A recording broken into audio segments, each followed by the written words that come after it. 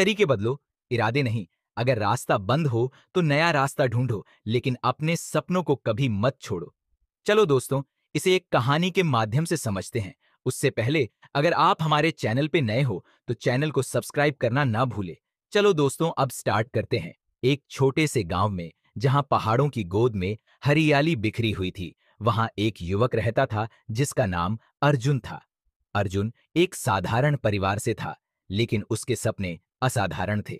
वह चाहता था कि उसका गांव तरक्की करे, लोगों को बेहतर शिक्षा और स्वास्थ्य सुविधाएं मिले और गांव के युवाओं को रोजगार के अवसर मिल सकें। लेकिन गांव के लोगों की रूढ़िवादी सोच और नई चीजों को अपनाने में झिझक उसके सामने सबसे बड़ी चुनौती थी। अर्जुन ने सोचा कि अगर गांव के बच्चों को अच्छी शिक्षा मिले तो वे अपने जीवन को बदल सकते हैं। उसने गांव के लोगों को इकट्ठा किया और उन्हें समझाया कि शिक्षा कितनी जरूरी है। लेकिन लोगों ने उसकी बात को गंभीरता से नहीं लिया। उन्होंने कहा, हमारे बच्चे खेतों में काम करके ही अपना गुजारा कर लेंगे, स्कूल की क्या जरूरत है। अर्जुन निराश हो गया, लेकिन उसने हार नहीं मानी। उसने सोचा, शायद मैंने सही तरीके से बात नहीं की, मुझे अपना तरीका बदलना होगा। अर्जुन ने गांव के बच्चों को इकट्ठा किया और उनके साथ खेलना शुरू किया। वह उन्हें क्रिकेट और फुटबॉल खिलाता और खेल के दौरान उन्हें पढ़ाई के फायदे बताता। धीरे धीरे बच्चों में पढ़ाई के प्रति रुचि जागने लगी। उन्होंने घर जाकर अपने माता पिता से स्कूल जाने की इच्छा जताई। गांव के लोगों ने देखा कि बच्चों का मन पढ़ाई में लग रहा है, तो उन्होंने अर्जुन की योजना को समर्थन देना शुरू कर दिया। इस बार अर्जुन को सफलता मिली और गांव में एक छोटा स्कूल बन गया। अब अर्जुन ने गांव में स्वास्थ्य सुविधाएं लाने का सोचा।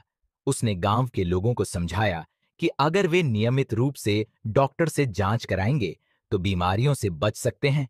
लेकिन लोगों ने फिर से उसकी बात को नजरअंदाज कर दिया। उन्होंने कहा, हमारे पास डॉक्टर के पास जाने के लिए पैसे नहीं हैं। अर्जुन ने फिर से अपना तरीका बदला। उसने शहर के एक अस्पताल से संपर्क किया और गांव में एक मुफ्त स्वास्थ्य शिविर आयोजित करवाया।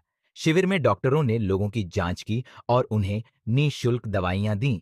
गांव के लोगों को एहसास हुआ कि स्वास्थ्य जांच कितनी जरूरी है और वे नियमित रूप से डॉक्टर से मिलने लगे। अर्जुन ने देखा कि गांव की महिलाएं पढ़ी लिखी नहीं हैं और उन्हें आत्मनिर्भर बनाने की जरूरत है। उसने महिलाओं को इकट्ठा किया और उन्हें हस्तशिल्प और सिलाई जैसे काम सिखाने का प्रस्ताव दिया। लेकिन महिलाओं ने कहा, हमें यह सब सीखने की जरूरत नहीं है, हम घर का काम करके ही खुश हैं। अर्जुन ने फिर से अपना तरीका बदला।